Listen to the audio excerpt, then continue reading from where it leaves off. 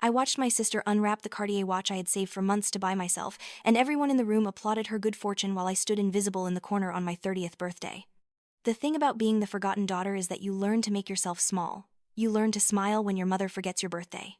You learn to nod when your father introduces your younger sister as his pride and joy. You learn to swallow the lump in your throat when your own accomplishments are met with distracted murmurs, while hers are celebrated with champagne and tears of joy. My name is Ellie Vance, and for 30 years, I have been a shadow in my own family. That night, October 10th, I sat in my cramped Brooklyn studio apartment, the kind of place where you can touch opposite walls if you stretch your arms wide enough.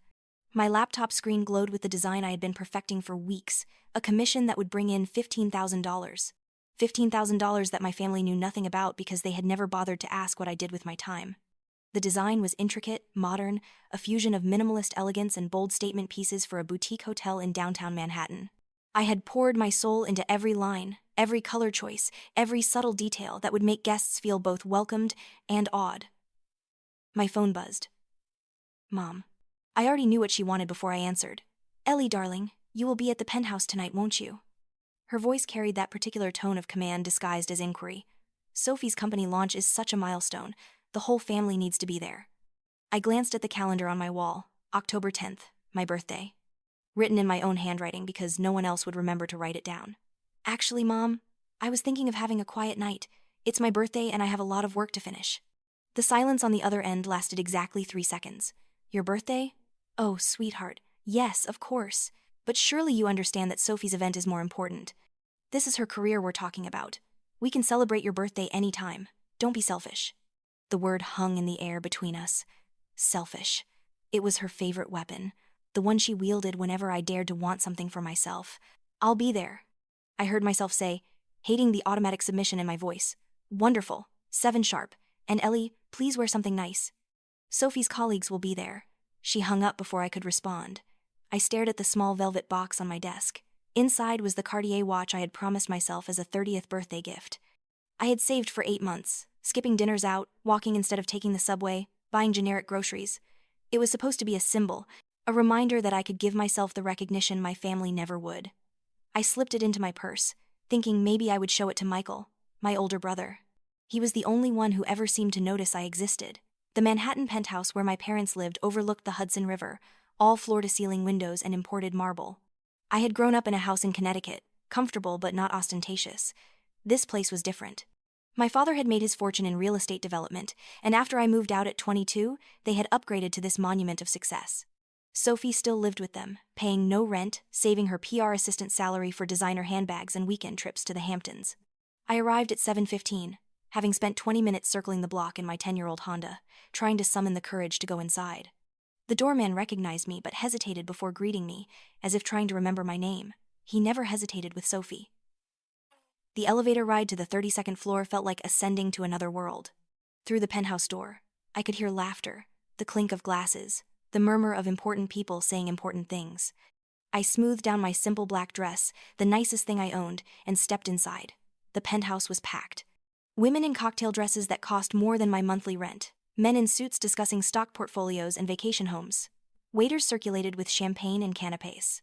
At the center of it all stood Sophie, radiant in a sequined silver dress that caught every light, her blonde hair professionally styled, her makeup flawless. She was holding court, describing her vision for Sophia Vance PR, her voice confident and bright. My father stood beside her, his hand on her shoulder, his face glowing with pride. "That's my girl," I heard him say. "Always knew she was destined for greatness." My mother floated through the crowd in a burgundy gown, introducing Sophie to everyone, her voice carrying across the room. "Yes, Sophie just graduated from NYU last year. Started her own company already. We're so proud." No one mentioned that I had graduated from Parsons 7 years ago. No one mentioned that I had been working as a freelance designer, slowly building a client base, creating a brand. No one knew about Vance Designs, the company I had registered 6 months ago, the website I had built myself, the 3 major contracts I had secured through sheer persistence and talent. I moved through the crowd like a ghost, accepting a glass of champagne from a waiter who didn't make eye contact. I found Michael standing near the windows, looking uncomfortable in his suit. He was 33, worked as a software engineer, and had always been kind to me in the quiet way of someone who understood what it meant to be overlooked. "Hey, Ellie," he said, his face softening when he saw me. "Happy birthday." The words hit me harder than they should have. I felt tears prickling at my eyes and blinked them back. Thanks, Michael. You're the only one who remembered. He pulled me into a brief hug. I know. I'm sorry. They get tunnel vision when it comes to Sophie. It's always been this way, I said, taking a long sip of champagne. I don't know why I expected anything different. Because you deserve different, Michael said quietly. You're talented, Ellie. More talented than they give you credit for. Before I could respond, the lights dimmed, and someone clinked a glass for attention. My father stepped forward, raising his champagne flute. Everyone, thank you so much for coming tonight. We're here to celebrate a very special moment.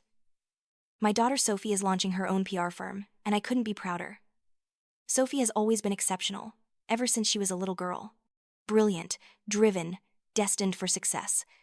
I felt each word like a small cut. He went on for 5 minutes, listing Sophie's achievements, her charm, her business acumen. When he finished, everyone applauded. Sophie beamed, blowing kisses to the crowd. Then the cake came out, a massive 3-tiered creation with silver frosting and edible flowers. Across the top, in elegant script, it read, "Congratulations, Sophia Vance PR." My mother appeared beside Sophie, camera ready. "Come on, darling, blow out the candles, make a wish." I stood there holding my champagne glass, feeling like I might shatter. The velvet box in my purse felt heavy, a reminder of the small joy I had tried to carve out for myself.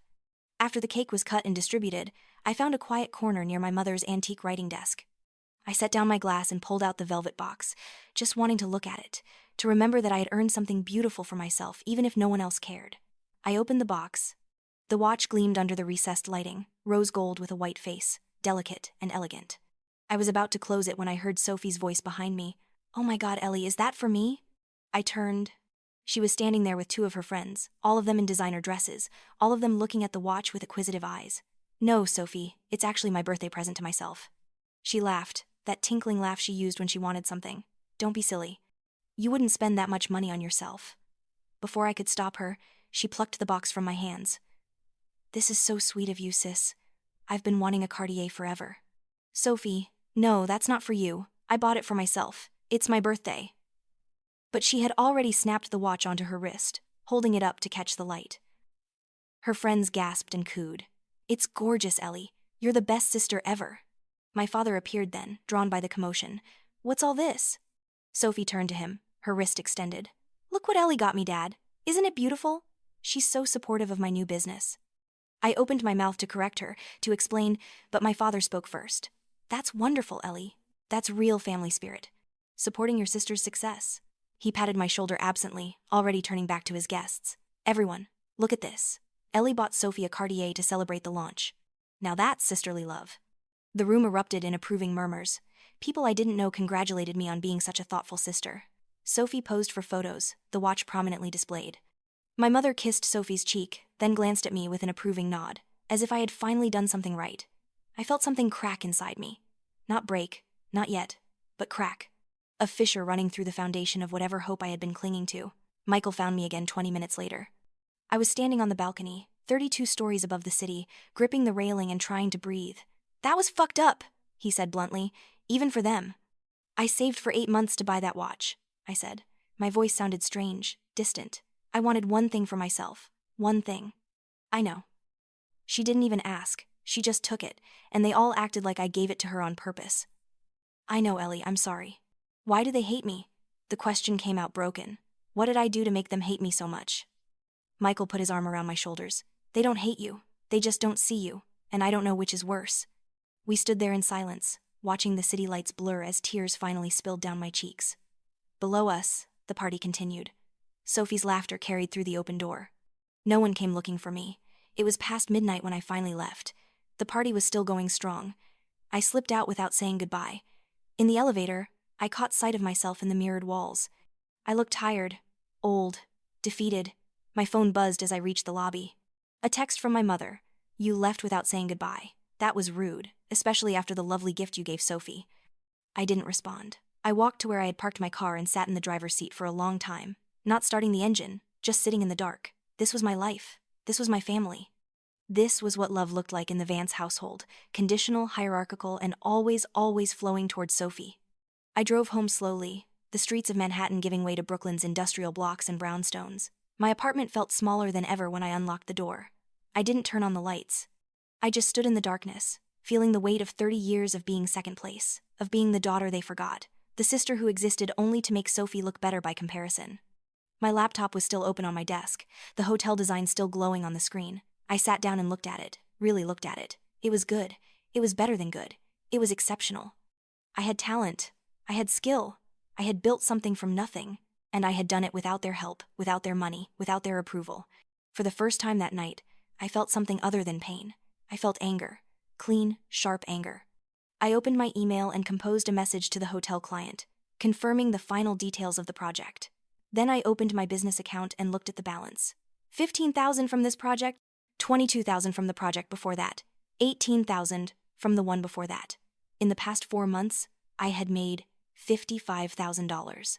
More than my salary at the architecture firm, where I had worked for 5 years before going freelance.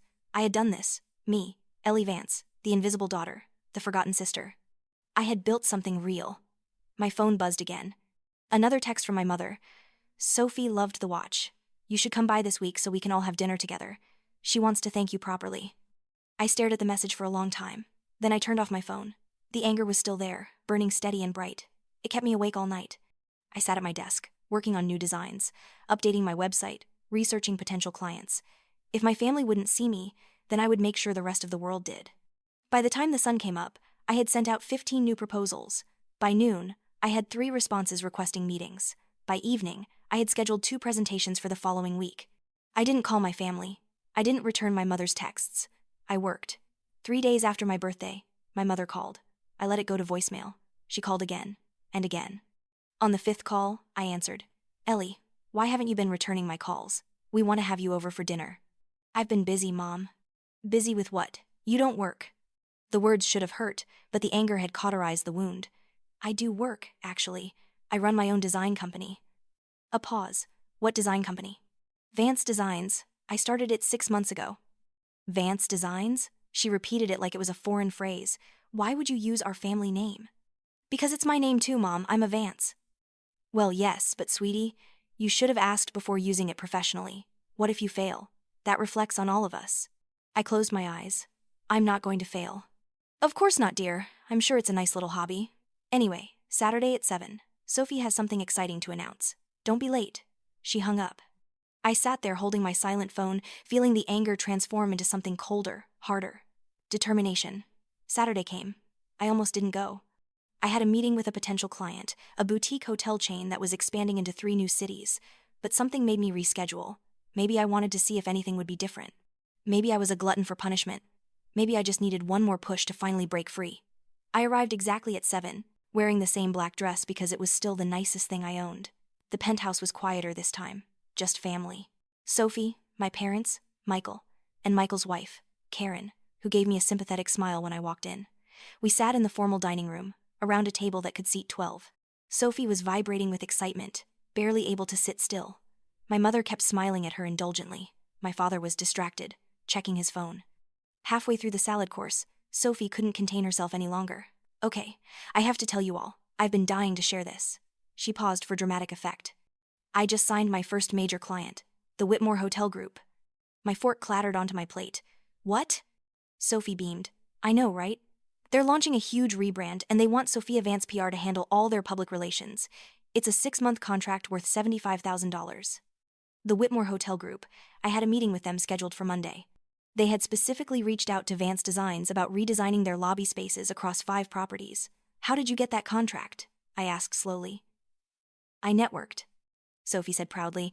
I called everyone I knew, sent out proposals, really put myself out there. Mr. Whitmore himself said he was impressed by my initiative. My mother raised her glass. A toast to Sophie, our brilliant entrepreneur. Everyone raised their glasses, except me. When did you contact them? I asked. Sophie's smile faltered slightly. Last week? Why? Because they contacted me 2 weeks ago about a design project. The table went silent. Sophie's eyes widened slightly, then narrowed. You? Why would they contact you? Because I own a design company, Vance Designs. They saw my portfolio online. My father set down his glass. Ellie, is this the hobby your mother mentioned? It's not a hobby, Dad. It's my business. I've been doing this for over a year, full-time for 6 months. Oh, sweetheart, my mother said in that patronizing tone. That's wonderful that you have a little side project. But don't try to compete with your sister. This is her career we're talking about. I'm not trying to compete. They reached out to me first. For a legitimate project. Sophie's face had gone hard. Well, I guess they decided they wanted real representation. PR is more important than decorating anyway. Decorating? The word came out sharp. I'm an interior designer. I design commercial spaces. I've completed over a dozen major projects.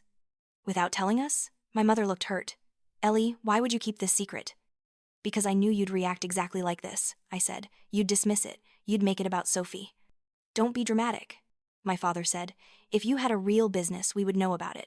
Sophie's company is real. She has an office, clients, a business plan. What do you have? I pulled out my phone, hands shaking slightly, and opened my business account. I turned the screen toward them. I have this. $55,000 in revenue over the past 4 months. I have a portfolio of completed projects. I have client testimonials. I have contracts signed and deposits paid. And I have a meeting with Whitmore on Monday, which I'm now guessing Sophie somehow sabotaged. Sophie's face flushed. I didn't sabotage anything. If they chose me over you, that's just business. How did you even know they contacted me? Her flush deepened. I didn't. I just sent them a proposal like I sent everyone else. But her eyes flickered away when she said it, and I knew she was lying. Somehow, she had known. Maybe she had seen an email on my laptop during one of her rare visits to my apartment. Maybe she had heard me on a phone call. It didn't matter how. What mattered was that she had deliberately gone after my client. Ellie, even if you have made a little money, you need to understand your place in this family. My father said, Sophie is the one with the real education in business. You studied design. That's fine for a creative outlet, but let's not pretend it's in the same league. I stood up. The chair scraped against the hardwood floor. My place in this family, my place has always been beneath Sophie, behind Sophie. Invisible unless I'm useful. And I'm done with it. Sit down, my mother said sharply. Don't make a scene. A scene? Mom, you forgot my birthday. Sophie stole my birthday present and you congratulated her. Dad introduced Sophie as his only daughter at a charity event last year. I was standing right next to him. You've never once asked about my work, my life, my dreams. And now, when I finally have something, Sophie tries to take that too. You're being dramatic, Sophie said. I didn't know about your little design thing. Don't call it a thing, I said quietly. It's my career. It's what I'm good at. And for once in my life, I'm not going to apologize for succeeding. I left. I walked out of that penthouse, took the elevator down 32 floors, and got into my car. My phone started ringing immediately. I turned it off. I drove straight to my apartment and spent the next 6 hours working. I prepared for my meeting with Whitmore. I researched Sophie's proposal, using publicly available information, and I crafted a presentation that would blow them away.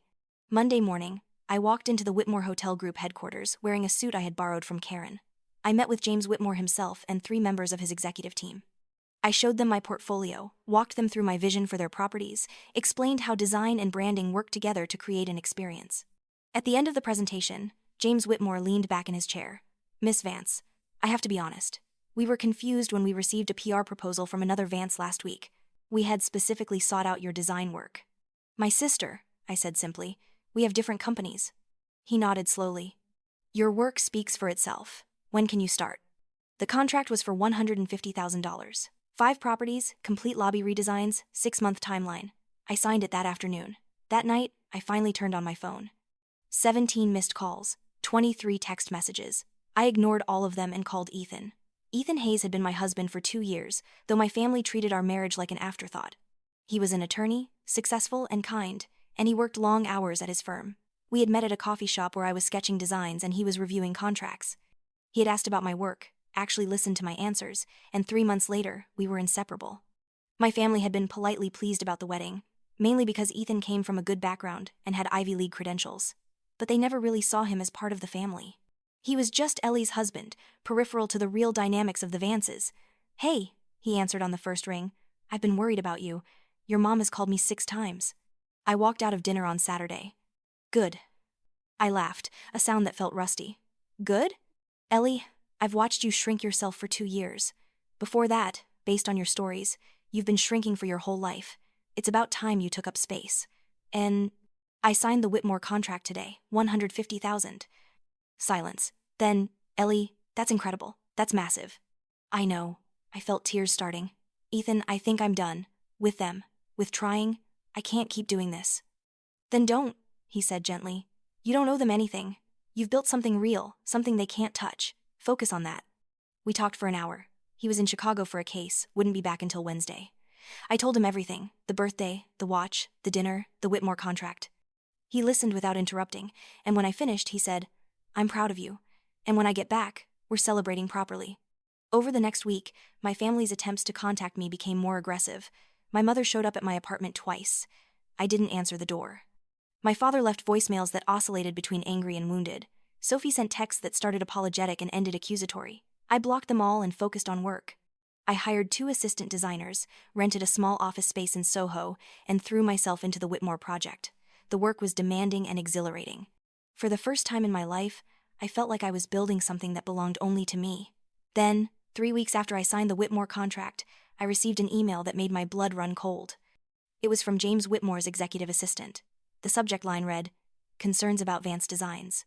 My hands shook as I opened it. "Miss Vance, we have received several concerning communications regarding your company and qualifications. We would like to schedule a call to discuss these issues. Please contact me at your earliest convenience." I immediately called the number provided. The assistant answered, her voice cool and professional. "Miss Vance, thank you for calling. Mr. Whitmore has received some emails that have raised questions about your credentials and the legitimacy of your business. We need to verify certain information before proceeding with the contract." "What kind of emails?" I asked, though I already knew. "Anonymous messages suggesting that you falsified your portfolio, that you're using your husband's business connections inappropriately, and that you lack the experience for a project of this scope." "Sophie. It had to be Sophie. Those claims are completely false," I said, fighting to keep my voice steady. "My portfolio is 100% my own work. I can provide client testimonials, contracts, photographs of completed projects. Everything is verifiable." "We certainly hope so," the assistant said. "Mr. Whitmore would like to meet with you tomorrow at 10 to review documentation." I spent that entire night gathering evidence: every contract, every photograph, every email exchange with clients. Every receipt, every bank statement, every piece of proof that Vance Designs was legitimate and entirely my creation. The meeting the next morning was humiliating. I sat across from James Whitmore and his legal team while they examined my documentation like I was a fraud, but the evidence was irrefutable. Every project was documented. Every client was real and willing to provide verification. Finally, Whitmore leaned back. "Miss Vance, I apologize for this ordeal. It's clear that these accusations were baseless. However, I do have to ask, do you have any idea who might have sent these emails?" I hesitated. Then, "My sister. She runs a PR company and was upset when you chose to work with me instead of her." His expression darkened. "That's both unprofessional and potentially actionable." "I know, but I don't want to press charges. I just want to do good work for you." He nodded slowly. "The contract stands. But Miss Vance, for what it's worth, anyone who tries that hard to sabotage you is clearly threatened by your talent." I left that meeting feeling vindicated but also deeply, profoundly tired. This was my family. These were the people who were supposed to love me, support me, want the best for me. Instead, they were actively trying to destroy what I had built. That night, Ethan came home from Chicago. I was sitting in our apartment in the dark when he arrived. He took one look at me and pulled me into his arms. "Tell me," he said. I told him everything. About the emails, the meeting, the verification process. About Sophie's attempt to ruin my biggest contract. When I finished, his jaw was tight. "This ends now." "What do you mean?" "I mean, we're done playing nice. They want to treat you like you're nothing? Fine. We'll show them exactly who you are." Over the next few days, Ethan helped me develop a plan. Not revenge, exactly, but a reckoning. We would go to the next big family event, and we would make sure everyone understood exactly what I had accomplished. The opportunity came sooner than expected. My parents were hosting their annual charity gala at the Penthouse, a black tie event with 200 guests. The invitation arrived in the mail, addressed to Mr. and Mrs. Ethan Hayes, my name an afterthought even on the envelope. Normally, I would have felt obligated to attend, to play the dutiful daughter. This time, I RSVP'd yes with a plan. The week before the gala, Vance Designs was featured in a major interior design magazine. The article highlighted my work on the Whitmore project and 2 other major contracts I had recently signed. The headline read, "Rising Star, Ellie Hayes Transforms Commercial Design." I framed the article and brought it with me to the gala. The Penthouse was even more crowded than it had been for Sophie's party. The guest list included business leaders, philanthropists, celebrities. My parents were in their element, working the room, playing the gracious hosts. I arrived with Ethan, wearing a gown we had splurged on for the occasion, emerald green silk that made me feel like someone important. Heads turned when we walked in. Ethan looked like he had stepped out of a magazine in his custom tuxedo. Sophie was there, of course, in a red dress that screamed for attention. She was talking to a group of young socialites, gesturing animatedly. She saw me, and her face went pale. My mother materialized beside us. "Ellie, how lovely. You look nice. Where have you been? We've been trying to reach you." "I've been busy," I said simply. "Working." "Oh, your little design hobby, how sweet. Sophie was just telling me about all her new clients. Business is booming for her." "I'm sure it is," I said, "though I hope she's being more ethical with them than she was with the Whitmore Group." My mother's smile froze. "What are you talking about?" "Ask Sophie," I said, and walked away. Ethan stayed close to me as we moved through the crowd. Several people recognized me from the magazine article and stopped to congratulate me. Each time, I watched my parents' faces, saw the confusion dawning as they realized their guests knew something they didn't. Midway through the evening, my father took the microphone to give his annual speech about the charity they were supporting, a foundation for arts education. He talked about the importance of nurturing talent, of giving young people the resources they needed to pursue their dreams. The irony wasn't lost on me. When he finished, someone from the crowd called out, "Richard, I didn't know your daughter was such an accomplished designer. I saw the article in Metropolitan Design. Quite impressive." My father's smile became strained. "Article?" I pulled the framed magazine from my bag and walked up to him. "This article, Dad. The one about my company, Vance Designs. The one about the 6 major contracts I've signed this year. The one about my growing reputation as one of New York's most innovative commercial designers." The room had gone quiet.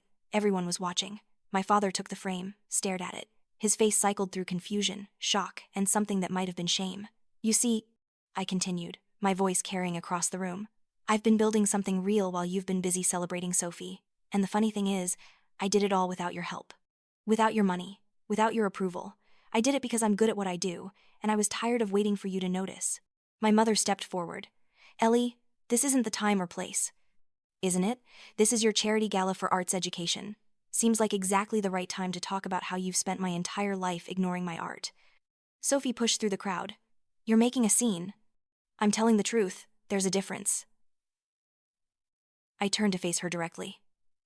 "You tried to sabotage my biggest contract.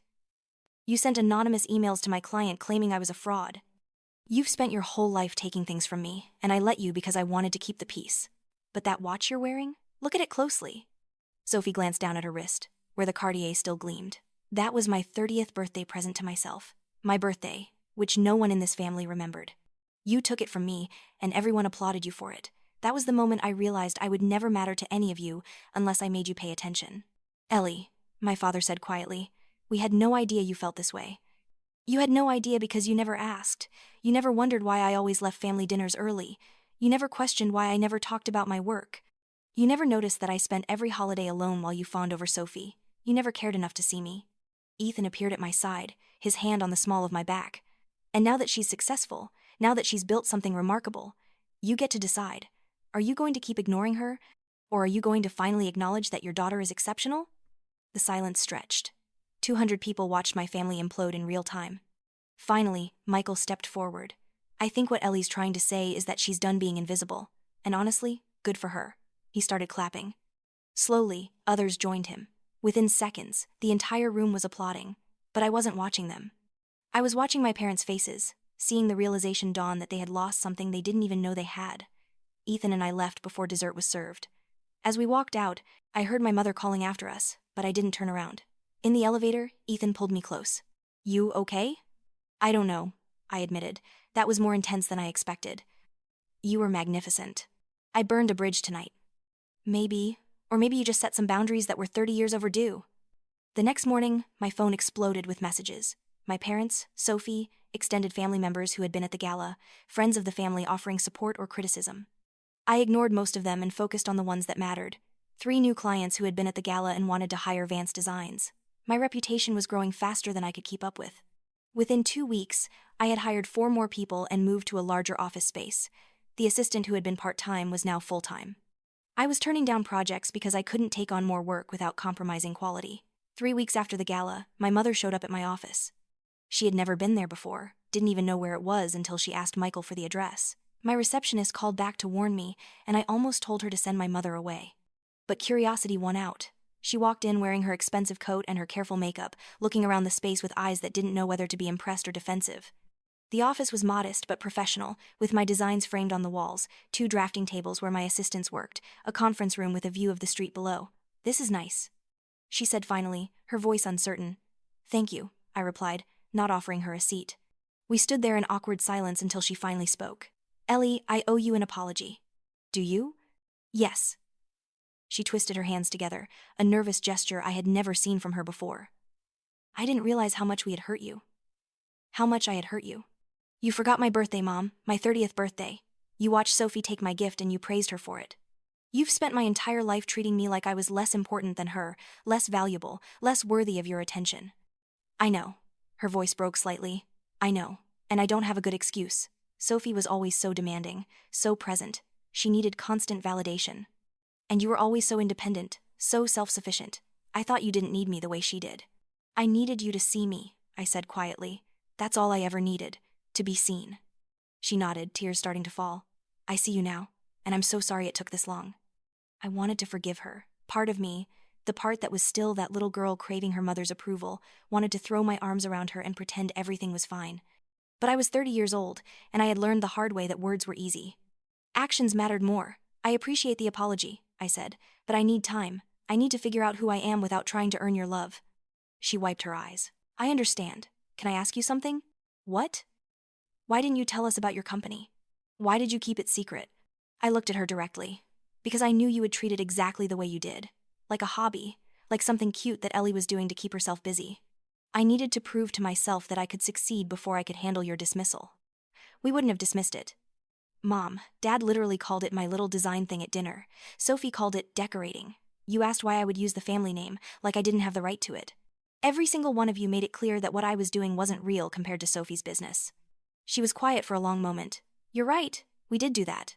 So I kept it to myself, and I built something real. Something that didn't depend on your approval or your support. Can I be part of your life now? She asked. Not as the mother who gets to take credit, but just as someone who wants to know you? Maybe, I said. But on my terms. No more comparing me to Sophie. No more last-minute demands. No more treating my time like it doesn't matter. Agreed, she said quickly. Whatever you need.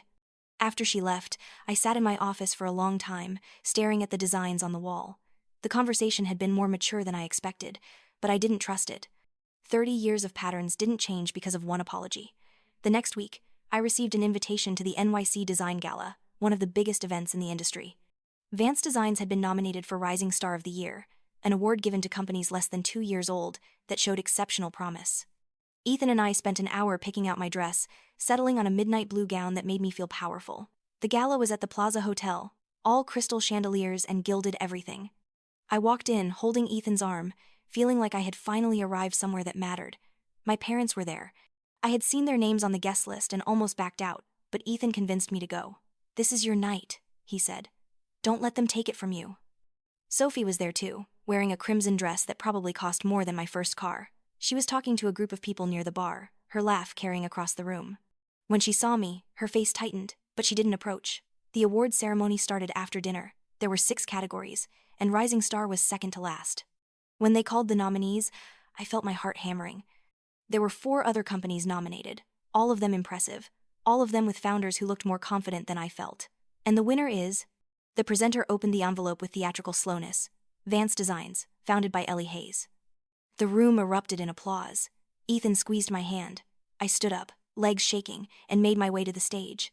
The lights were blinding. I took the crystal trophy from the presenter and stepped up to the microphone. I had prepared a speech. A safe, professional speech thanking my team and my clients. But standing there, looking out at the sea of faces, I saw my parents sitting at a table near the front. My father looked stunned. My mother was crying, and Sophie was staring at me with an expression I couldn't quite read. Thank you, I started, my voice steadier than I expected. This award means more to me than you could know, not just because it recognizes my work, but because it represents what's possible when you refuse to let other people define your worth. I paused, gathering my thoughts. I spent most of my life believing I wasn't good enough. I had people who were supposed to love me tell me, in ways both subtle and direct, that I didn't measure up, that my dreams were hobbies, that my accomplishments were cute but not serious. And I believed them for a long time. The room was completely silent now. But 2 things changed that. First, I met someone who saw me, really saw me, and reflected back something I had never seen before, my own potential. I looked at Ethan, who was watching me with undisguised pride. And second, I got angry. Not bitter angry, but productive angry. The kind of angry that says, I will prove them wrong not because I need their approval, but because I need to prove it to myself. I held up the trophy. Every design I create, every client I serve, every project I complete, it all comes from that anger transformed into determination. This award isn't just for me. It's for everyone who has ever been told they weren't enough. You are enough. You were always enough. The applause when I finished was deafening. People stood up. I saw my mother covering her face with her hands, shoulders shaking. My father was clapping, but his face was ashen. And Sophie? Sophie was just standing there, frozen, her expression a mixture of shock and something that might have been admiration, or might have been jealousy, or might have been both. After the ceremony, I was surrounded by people wanting to congratulate me, to exchange business cards, to schedule meetings. I smiled and chatted and played the role of successful entrepreneur, but part of me was watching my family from across the room. Michael fought his way through the crowd to hug me. That speech was incredible. I'm so proud of you. Thanks, Michael. That means a lot. Mom and Dad want to talk to you. I'm sure they do. Sophie does too. I looked at him. What do I owe them, Michael? Honestly, what do I owe them at this point? He considered. Nothing. You don't owe them anything. But maybe give them a chance to see who you really are. Not for them. For you. So I walked over to where my family stood, clutching my trophy like a shield. My mother reached for me first, pulling me into a hug that felt both desperate and genuine. You were magnificent, she whispered. Absolutely magnificent. My father stood there, hands in his pockets, looking older than I remembered.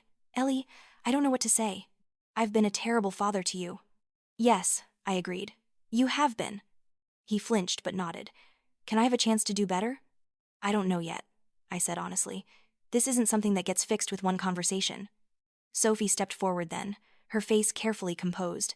Ellie, can we talk? Privately?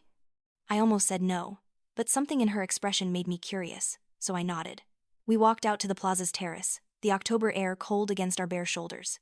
For a long moment we just stood there, two sisters who had spent their whole lives in competition without ever really knowing each other. I'm sorry, Sophie said finally, for the emails, for trying to sabotage your client, for taking your watch, for all of it. Why did you do it? She wrapped her arms around herself. Because I was scared. My whole life. I've been the special one, the favorite, the one everyone paid attention to. And I built my entire identity around that. When you started succeeding, when people started noticing you, I felt like I was disappearing. Like if you were visible, I would become invisible. That's not how it works, Sophie. I know that now. But at the time, all I could think was that I had to stop you, had to keep you small, or I would lose everything. You almost destroyed my career. I know. She was crying now, mascara starting to streak, and I will never forgive myself for that.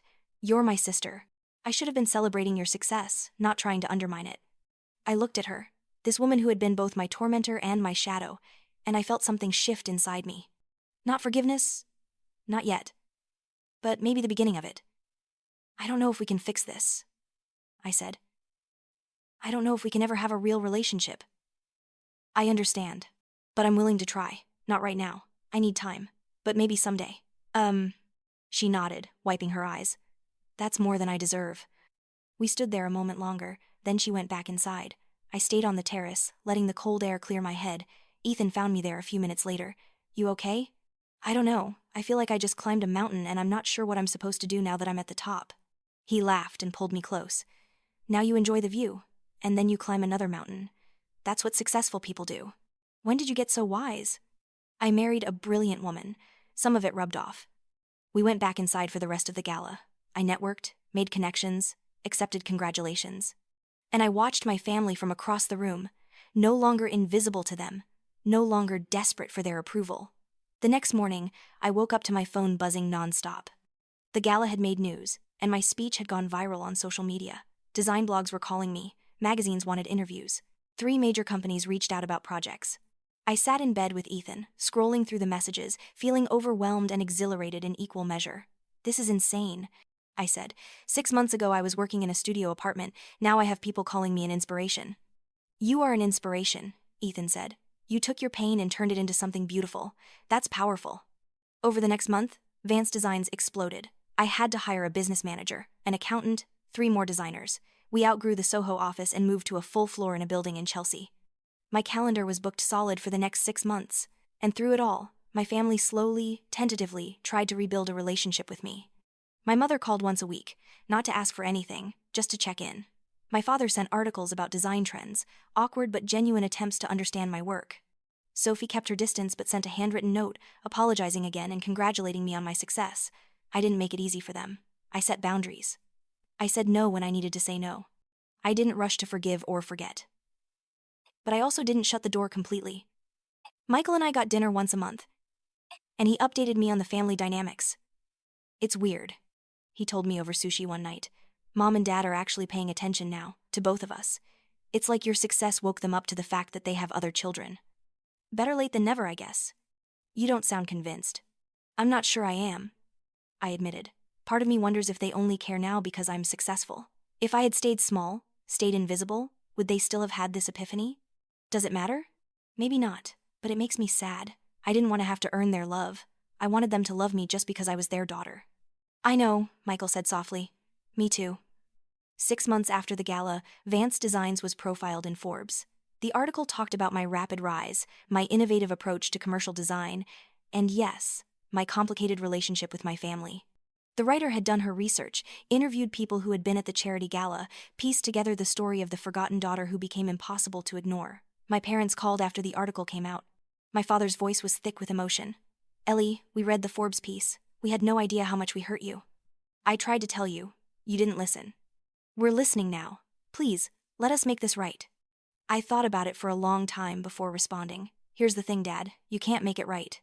You can't go back and remember my birthdays or celebrate my achievements or treat me like I mattered. Those moments are gone. But you can do better going forward. You can show up now. That's all I'm willing to consider. We'll do that, he promised. Whatever it takes. And slowly, painfully, they did. My mother came to the opening of my new office, bringing flowers and genuine tears of pride.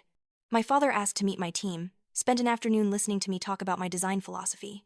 Sophie and I had coffee twice, awkward but honest conversations where we tried to figure out how to be sisters instead of rivals. It wasn't perfect. There were still moments when old patterns emerged, when my mother made a comparison between Sophie and me, when my father seemed more interested in my revenue than my creativity. But I called them out on it now. I didn't let it slide, and surprisingly, they corrected themselves.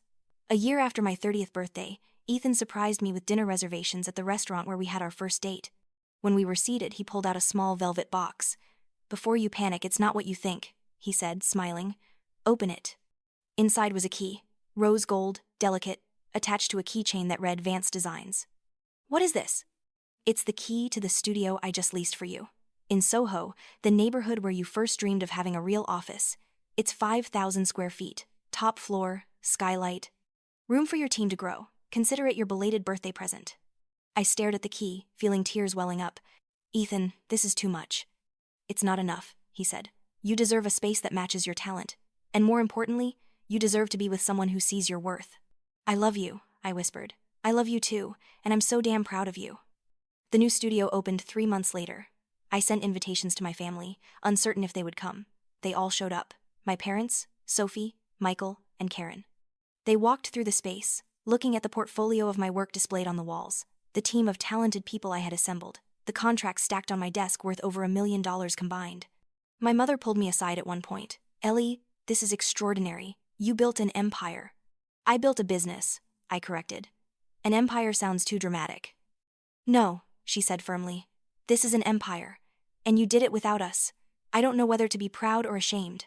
Be both, I said. It's possible to feel two things at once. Sophie approached me near the end of the evening. She looked different, less polished, more genuine. Ellie, I want you to know that I'm in therapy. Working on why I felt like I always had to compete with you, why I couldn't just be happy for you. That's good, Sophie, really. I'm proud of you, she said. I should have said that a long time ago. I'm proud of you, and I'm sorry I made you feel like you couldn't shine. I hugged her then, a real hug, not the performative embraces we had done at family events. Thank you, that means a lot. My father gave a toast before everyone left. He stood in the center of the studio, glass of champagne raised, his voice carrying across the space. When Ellie was little, she used to rearrange the furniture in her room every week, different configurations, different aesthetics. We thought it was just a phase, something she would grow out of. We didn't see it for what it was, the beginning of a remarkable career. He paused, his voice breaking slightly. I failed my daughter for a long time. I didn't see her. I didn't celebrate her. I let her believe she wasn't important. But she was always important. She was always exceptional. And I'm grateful that she's giving me the chance to finally be the father she deserved all along. He raised his glass. To Ellie, to Vance Designs, to the woman who taught us all that sometimes the quietest person in the room is the one with the loudest talent. Everyone drank to that. I felt Ethan's hand in mine, warm and steady.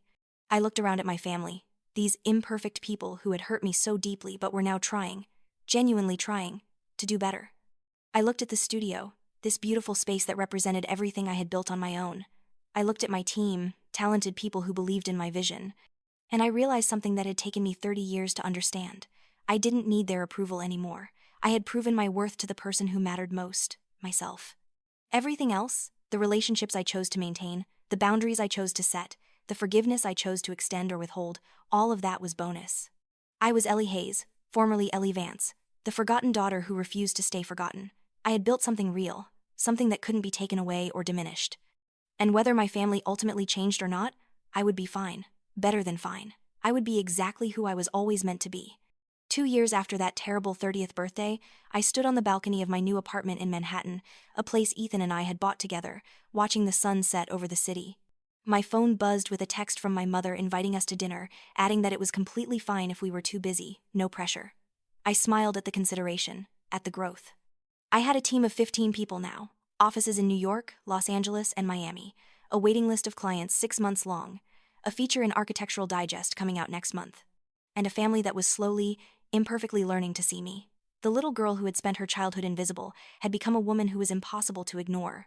Not through revenge, though there was a sweetness to my success that I couldn't deny, but through the simple, powerful act of refusing to shrink anymore. I had learned that the best response to being underestimated wasn't anger or bitterness. It was success. Quiet, undeniable, extraordinary success. The kind that spoke louder than any confrontation ever could. And standing there on that balcony, with the city lights beginning to sparkle below and my future stretching out bright and full of possibility, I finally understood what it meant to be seen. Not by others, though that was gratifying, but by myself. I saw myself clearly now, talented, worthy, enough. That was the real victory. Not the business or the awards, or even the changed relationships with my family. The real victory was learning to see myself the way I deserved to be seen all along.